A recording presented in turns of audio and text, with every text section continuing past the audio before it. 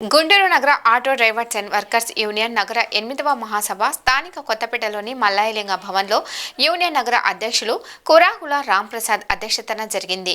ఈ మహాసభకు ముఖ్య అతిథిగా విచ్చేసిన యూనియన్ రాష్ట్ర ప్రధాన కార్యదర్శి జి వామనమూర్తి ప్రసంగిస్తూ ఆటో రంగాన్ని పరిశ్రమగా గుర్తించి సంక్షేమ బోర్డును ఏర్పాటు చేయాలని, జీవో నెంబర్ 21, 31లను వెంటనే రద్దు చేయాలని, ప్రస్తుత రాష్ట్ర ప్రభుత్వం ఇచ్చిన ఎన్నికల హామీ ప్రకారం బ్యాడ్జీతో సంబంధం లేకుండా ప్రతి ఆటో కార్మికునికి సంవత్సరానికి 15,000 రూపాయల చొప్పున ఆర్థిక సహాయం ఇవ్వాలని, 50 సంవత్సరాలు నిండిన ప్రతి కార్మికునికి 10,000 రూపాయల పెన్షన్ ఇవ్వాలని, సొంత ఆటో కొనుగోలు చేయడానికి ప్రతి కార్మికునికి పావల వడ్డీకే రుణాలు మంజూరు చేయాలని కోరారు.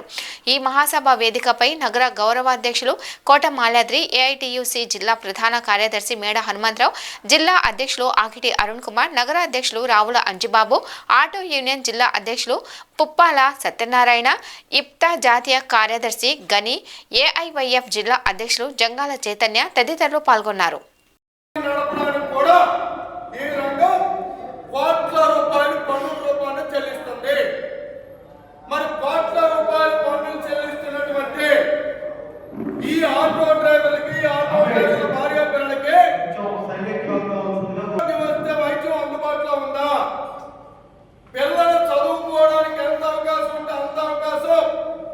కల్పించే పని ఈ ప్రభుత్వం చేస్తుందా, లేకపోతే ఆటో డ్రైవర్ కి ఆకలిస్తే అన్నం పెట్టేటువంటి కడుపు నిండా పెట్టే పని ఈ ప్రభుత్వం చేస్తుందా? చేయడం లేదు. ఎవరికి చేయడం లేదు? ఎవరికి చేయకపోతే మనకి చేయకపోతే పర్వాలేదు, కానీ కొంతమందికి చేస్తుంది. ఎవరు చేస్తుంది? ఎవరైతే ప్రజాప్రతినిధులుగా చలామణి అవుతున్నారో వారికి అన్ని సౌకర్యాలు కల్పిస్తుంది. ఉదాహరణకి ఎమ్మెల్యేలు ఉన్నారు, లేదా మంత్రులు ఉన్నారు. వీరందరూ యొక్క జీతభత్యాలు లక్షల మీద ఇస్తున్నారు. నియోజకవర్గానికి అభివృద్ధి నిధులు ఇస్తున్నారు.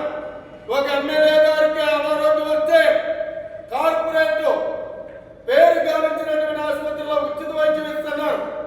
ఇవన్నీ ఇచ్చి ఆయన 5 సంవత్సరాలు ప్రజాప్రతినిధిగా చేసి రిటైర్ అయిపోతే ఆ ప్రజాప్రతినిధికి నెలకి 25,000 రూపాయలు చొప్పున ఈ ప్రభుత్వం పెన్షన్ ఇస్తుంది. పెన్షన్ ఇస్తుంటే ఇవాళ ఎమ్మెల్యేలు ఏమంటున్నారు? మీరు ఇచ్చిన 25,000 పెన్షన్ నేను వాడే సభ్యులకే చాలదు, కాబట్టి ఈ పెన్షన్ ని 50,000 రూపాయలకి పెంచమని అడుగుతూ ఉన్నారు. ఇంకోటి అడుగుతున్నారు, విశాఖపట్నంలో బీజేపీ ఎమ్మెల్యే గారు, ఇప్పుడు ప్రజెంట్ ఆయన ఎమ్మెల్యే గారు పేరు విష్ణు కుమార్ రాజు గారు, ఆయన ఏమంటాడంటే మీరు అమరావతిలో రాజధాని దగ్గరలో ఒక్కొక్క ఎమ్మెల్యేకి 2,000 గజాల స్థలం ఇచ్చి అక్కడ మాకు ఇల్లు కట్టించమని అడుగుతున్నారు. అంటే ఇది ధర్మమా?